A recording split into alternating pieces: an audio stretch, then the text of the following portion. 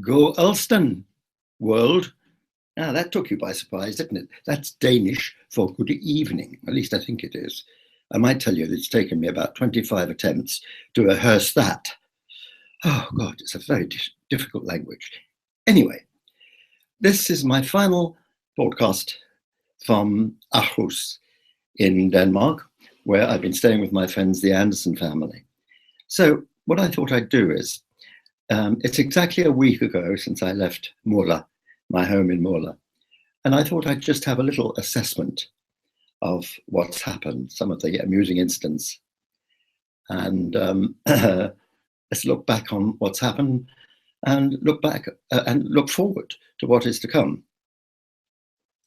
You remember when I left with that lovely party in Benidorm and then lovely send-off from my home in Murla. That was really quite wonderful. And then, of course, I went on, and I thought I'd show you this. I don't know if you can see it on camera, but here's the map of what I've done so far. There we are. There we are. Can you see it? There's Spain there somewhere. Yes, just there. There's Spain. That's where I started. And I've gone all the way up there to there.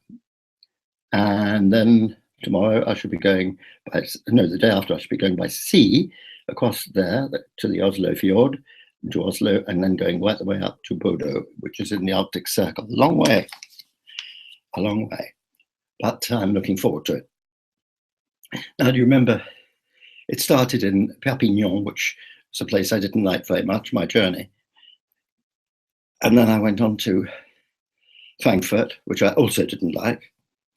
But then I went on to Geneva, which I did like. Now, I've told you about several things in Geneva, but one thing I forgot to tell you, a very amusing incident.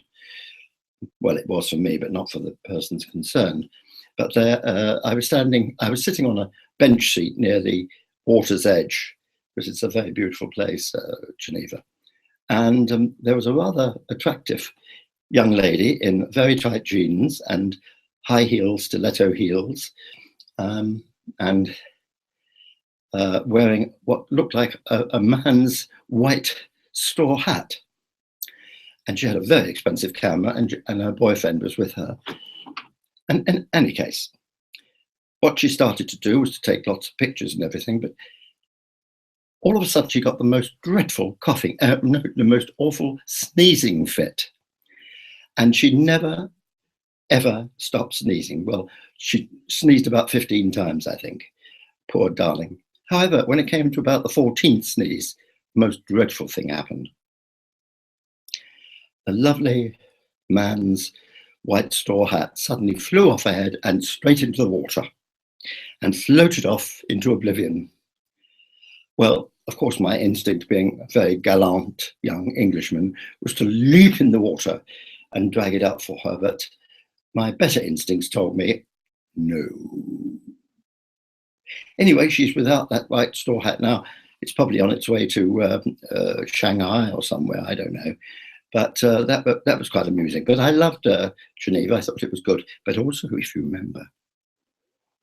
remember what happened in Geneva with that Irish pub and the young lady telling me about her father having to get home at 8:30 because he had to have sex with his wife at 8:30. And she was a tram driver. Do you remember that story? Oh, God. Don't know how I got through that one.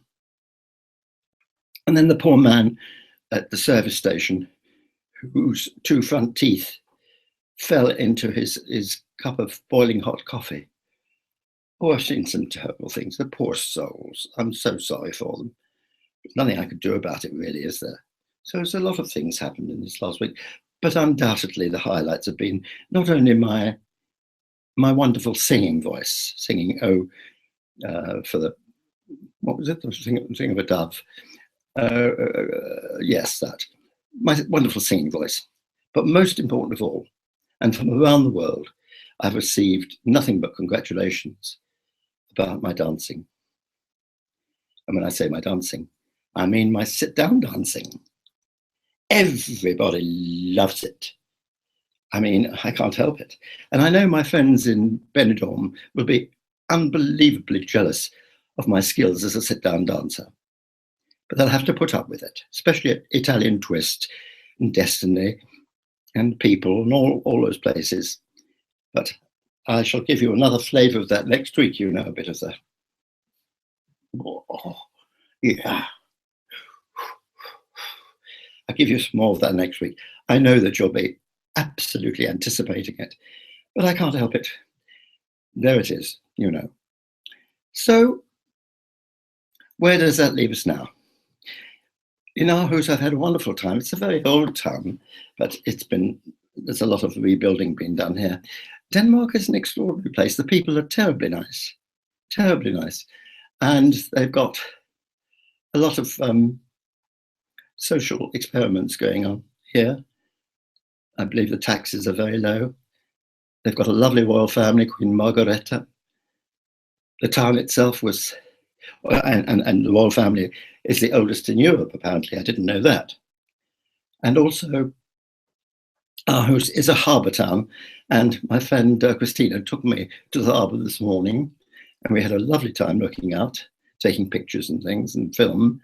And there was a huge Italian liner in port. I sincerely hope that's not the ship that's going to take me to Oslo, but I think mine will be somewhat smaller, probably a paddle steamer, the Saucy Sal or something. But it's a lovely city.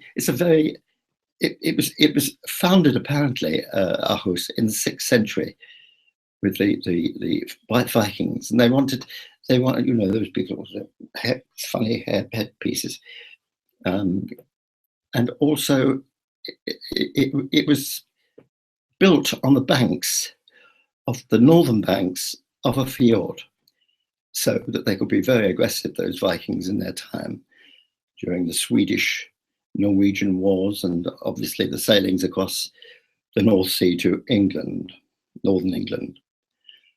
So there you are. And I shall be quite sorry. The worst thing about being here has been the weather. It's more like an April weather in England. One moment pouring with rain, next moment lovely sunshine. And the moment I decided to even pop out to the car, it poured with rain. So it had it in for me. But I don't know what the weather's going to be like when I now go ahead to Norway. But this is the plan so far. By the end of next week, I should be in the Arctic Circle. I hope so. And I intend to do a live transmission from there if I can. So I hope you'll all gather around your computers and look in on YouTube as I get there. I'll feel like Stanley and Livingston, really, getting there. But I'm told it's much colder than I thought it was going to be. I thought it was going to be about 25 degrees, but they say it's going to be about 18 degrees. So I shall have to put on my hot water bottle around my waist.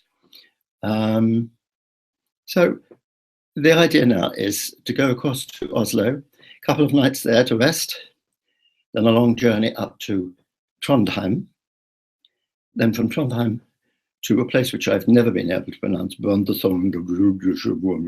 something like that.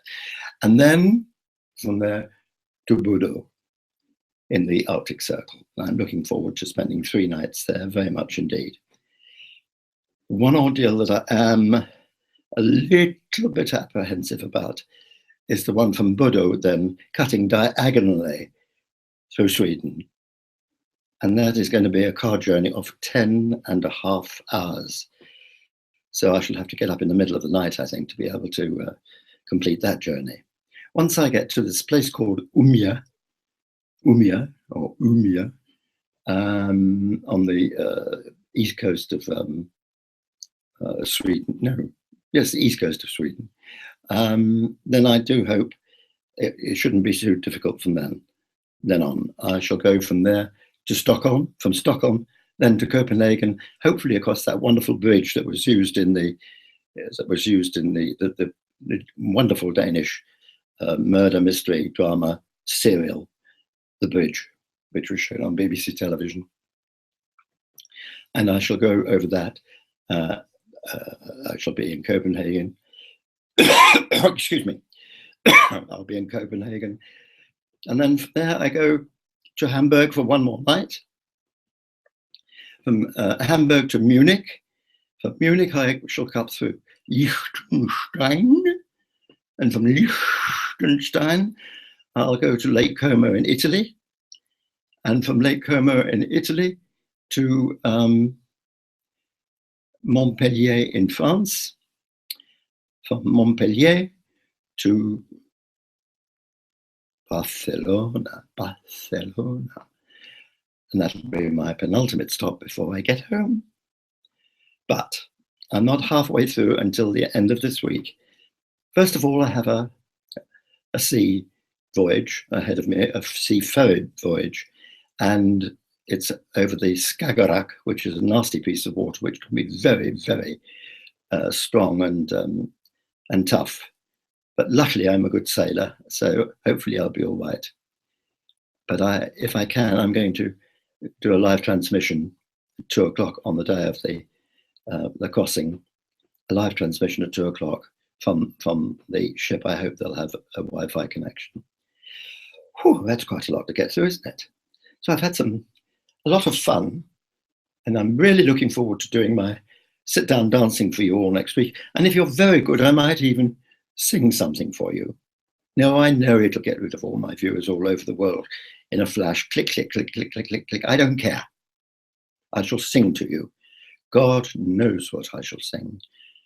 But my dancing is, well, I mean, Strictly Come Dancing means nothing to anybody until they've seen me with my sit-down dancing.